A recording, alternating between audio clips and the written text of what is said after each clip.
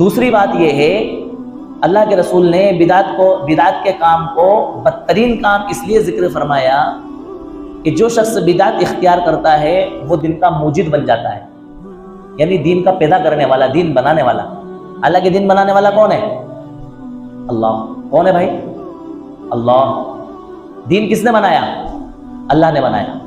لیکن جو شخص بدعت اختیار کرتا ہے وہ نعوذ باللہ اپنے عمل اور اپنے کردار کے ذریعے یہ ثابت کر رہا ہوتا ہے کہ بھائی اللہ تبارک و تعالیٰ نے جو دین ہمیں دیا وہ ادھورا دیا، دین کے اندر اس چیز کا اضافہ ہونا چاہیے تھا، اس کا اضافہ اس نے نہیں کیا، لہٰذا میں اپنی طرف سے اس چیز کا کیا کر رہا ہوں؟ اضافہ کر رہا ہوں۔ اور وہ نہ چاہتے ہوئے بھی، اس کی نیت ایسی نہیں ہوتی ہے، بیچارے کو اس کو پتہ ہی نہیں ہے نا، اس کی نیت ایسی نہیں ہوتی ہے، اور وہ اپنے عمل کے ذریعے اللہ کے رسول صلی اللہ علیہ وسلم کی ذات پر بھی ٹارگٹ کر رہا ہوتا ہے اور صحابہ کی ذات پر بھی ٹارگٹ کر رہا ہوتا ہے کہ آپ صلی اللہ علیہ وسلم نے پورا دین ہم تک نہیں پہنچایا، یا صحابہ کرام نے جو دین اللہ کے رسول نے ان کو بتایا تھا اس کے اوپر پورا عمل نہیں کیا، ہم تک پہنچانے میں انہوں نے خیانت سے کام لیا۔ اس طرح سے در پردہ وہ کیا کر رہا ہوتا ہے؟ اپنے عمل کے ذریعے اظہار کر رہا ہوتا ہے۔ تو اللہ کے رسول صلی اللہ علیہ وسلم نے فرمایا کہ سارے کاموں میں سب سے بدترین کام جو ہے وہ کیا ہے؟ بدعت کا کام۔ بدعت جو ہے نا بڑا گناہ ہے، بڑا گناہ ہے، بڑی وعید آئی ہے۔ بدعت اختیار کرنے والے کو توبہ کی توفیق نہیں ہوتی، اللہ تبارک و تعالیٰ توبہ کا دروازہ بند کر دیتے ہیں۔ صحابہ کرام رضی اللہ تعالیٰ عنہم اجمعین کے اندر جو انقلاب آیا وہ کس لیے آیا؟ کیونکہ انہوں نے اللہ کے رسول صلی اللہ علیہ وسلم کی اتباع کی، اللہ کے رسول کے دین کی اتباع کی۔ دین تو نام ہے اتباع کرنے کا۔ اگر آپ اپنی طرف سے اس دین کے اندر کوئی کمی پیدا کر دیتے ہیں تو بھی آپ دین سے اتباع کرنے سے کیا کر رہے ہیں؟ ہٹ رہے ہیں، اور اس دین کے اندر آپ اضافہ کر دیتے ہیں تو بھی آپ دین میں اتباع کرنے سے کیا ہو رہا ہے؟ آج کل اتنے سارے بیانات ہوتے ہیں، مسجدوں کے اندر تقریریں ہوتی ہیں، بڑے بڑے جلسے جلوس ہوتے ہیں، لوگوں کے اوپر اثر کیوں نہیں پہنچ رہا ہے؟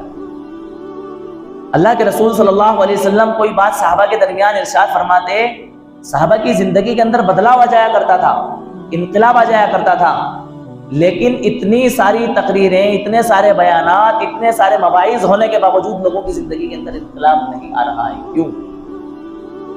اس لیے نہیں آ رہا ہے کہ جو لوگ بیان کر رہے ہوتے ہیں ان کے بیان کے اندر بھی ان کی نیت اور ارادے صحیح نہیں ہوتے ہیں، اور لوگوں کو وہ باتیں نہیں بتا رہے ہوتے ہیں جو باتیں بتانا کیا ہوتی ہیں؟ اہم اور ضروری ہوتی ہیں۔